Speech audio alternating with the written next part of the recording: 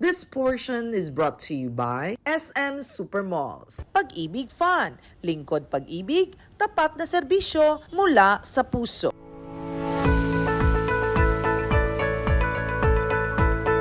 Naimbitahan ang Yanang Marino para dumalo sa kauna-unahang Marina Facilitated Ship Onboard Familiarization for Media.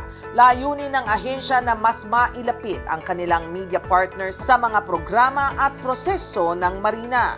Nakasama natin ang mga boat captains, motorman, speedboat operators na nagtipon dito sa Katiklan para sa Modified Basic Safety Training ng Marina na isinasagawa ng Marina sa iba't ibang lugar. Ito ay pagsasanay na ibinibigay sa mga mandaragat, those who are embarking or nagbo-board na sumasakay sa below 35 gross tons na sakayan. So para mabigyan sila, we in Marina, hindi lang sila manlalaya, pero sila ay licensed na manlalaya in the field of yung sa deck department, which is boat captain 1 at saka motorman. So may mga sakuna, hindi natin maiiwasan na sa buhay natin may mai-encounter tayo mga sakuna. Iba-iba ito. So meron tayong sunog, minsan nasusugatan tayo.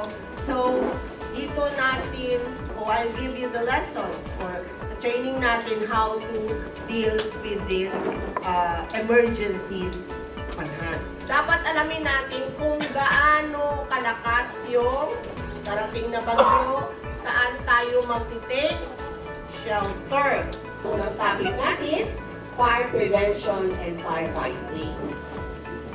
So may classification tayo ng fire. So tingnan mo ang inyong fire extinguisher kung hanggang saan ang types ng uri ng sunog ang kanyang kaya. Gusto ko rin ipakilala sa inyo yung aming mga participants.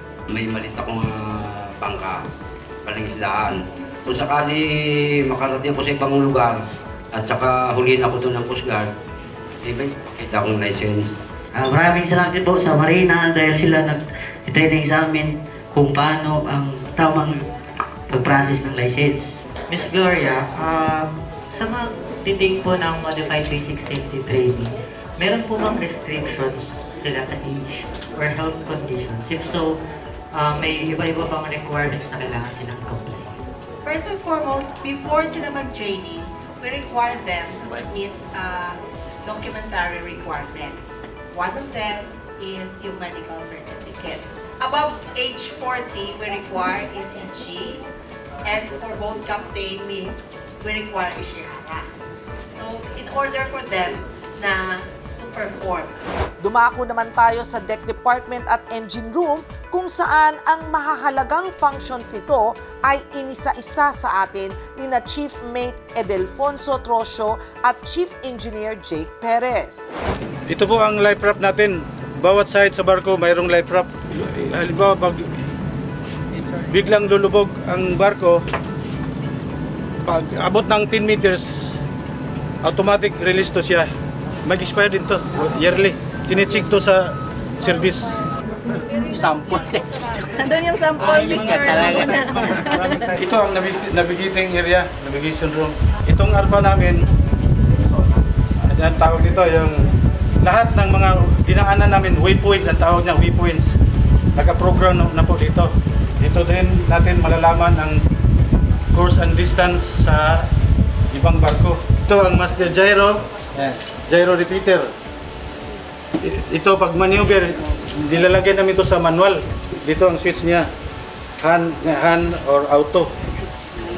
Pag nakasit na sa course, ilagay sa auto. Pag maneuver namin, paalis pa lang, ito ang gagamitin. Ito ang hugis barko. Bawat ato may mga signification yan, light. Ito ang port side, sa left side, red. Pag makita kayo sa gabi, red, ibig sabihin crossing yan. Bantayan mo yan. Green, depende sa direction niya, makita dito. Yan ang makikita sa bago pag nakaharap, ito makikita mo. fire detection and alarm system. Yung tawag ito, yung biyahe sa Kaskat. Kaskat, Oo. oo. Lagi katabi natin sabay. Safe naman po kami dito sa every voyage mo namin kasi lagi po kami nagko-communicate ni Kapitan kung ano yung kailangan gawin namin ng makina o magpag-prepare kami like na lang sa mga bad weather kasi madalas po dito maabot sir. Kaya yun po lagi naming ginagawa ng paraan at saka pati na rin po sa mga pasahero para hindi po sila kakapakapa. At yung ano po, ano namin sir, monthly din po yung drills namin for safety.